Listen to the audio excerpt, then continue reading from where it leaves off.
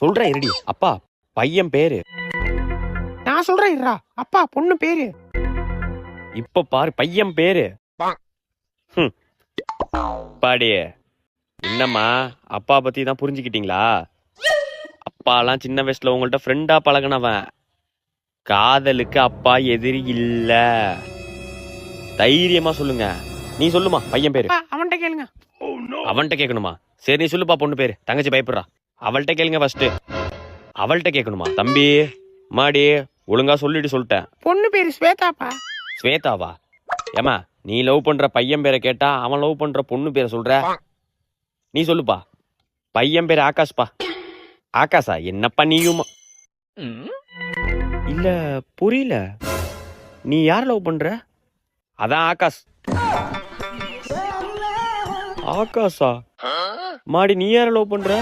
அதான்ப்பா பொண்ணு பேரு ஸ்வேதா.